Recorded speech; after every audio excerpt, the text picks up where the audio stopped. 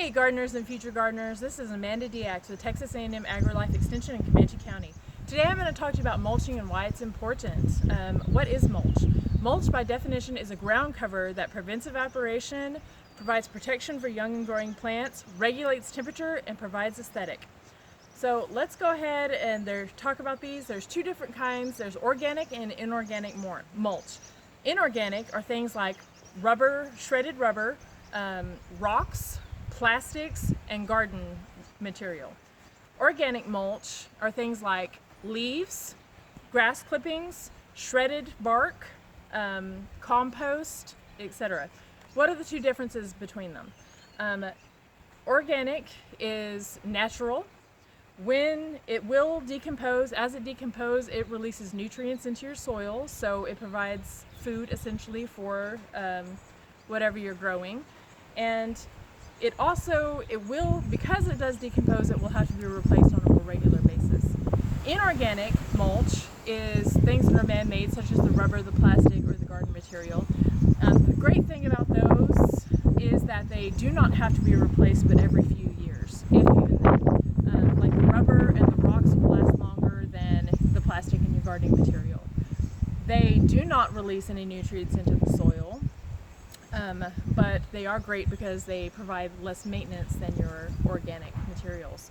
I have started a container garden in which I have used several different types of mulch. Let's go over here and I will talk about each one as we go. Another great thing about mulch is that it prevents erosion in your garden. As you plant your garden and you have your hills, if you provide a nice layer of mulch, as you water, it will keep that dirt from eroding off of your hills and leaving them bare. So that's another great thing about them.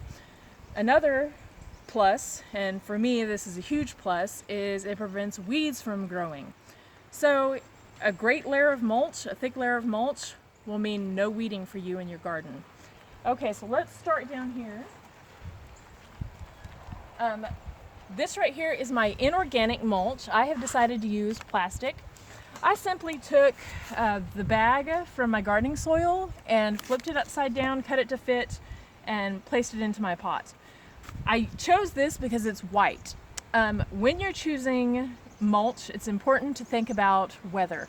Lighter colors will reflect heat and darker colors will absorb heat. I wish my pots weren't black, but it's what I had on hand. So in the summer, you want to use lighter colors, and in the winter and the early spring, you want to use darker colors to keep your plants warm. So again, this is an example of my inorganic mulch. I simply cut it out, weight it down with this, and then as I cut holes in it so that as I water, it will seep in and water my plants and hold that moisture in there.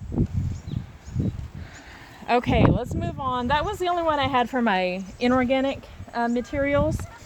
Let's talk about our organic mulch. A lot of people miss great opportunities in the fact that there is free mulch all over your yard. Leaves and grass clippings make for excellent mulch. It's important to make sure that they dry out and they decompose a little bit before adding them as mulch, because as they decompose, they emit heat, which could burn your young plants. So I have let these decompose and dry out.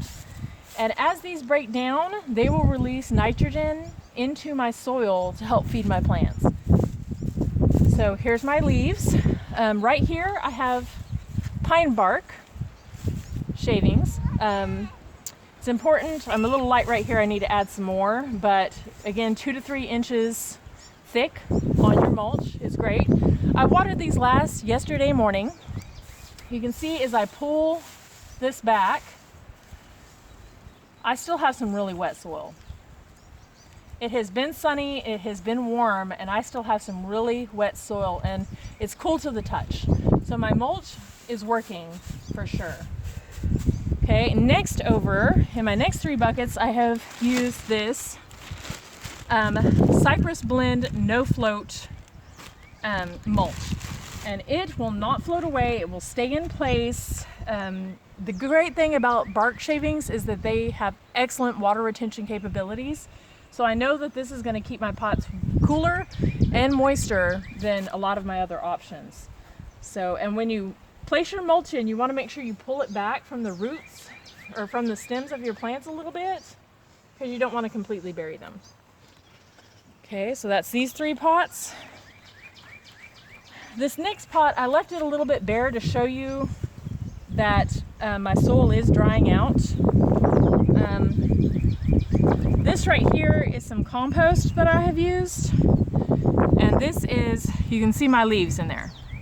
So this is mulch from last year that I have reused as compost for my soil in my pots. The mulch in these, I'm waiting for it to finish drying out because again, I don't want to burn my plants, but I have my grass clippings that I will add in a big thick layer. And I also have catkins. Catkins are the flowers off of pecan trees. I have lots of pecan trees, so I have these available to use as mulch. Again, these are free. So these are free and widely available, easy to find, easy to use. So I just gather them up, let them dry, and add them to my pots. Again, you can see the difference between just bare soil and my other pots. They're more aesthetically pleasing, so they make it look prettier. And again, lots of several different uses. So that is mulch in a nutshell. So get to gardening. Thank you.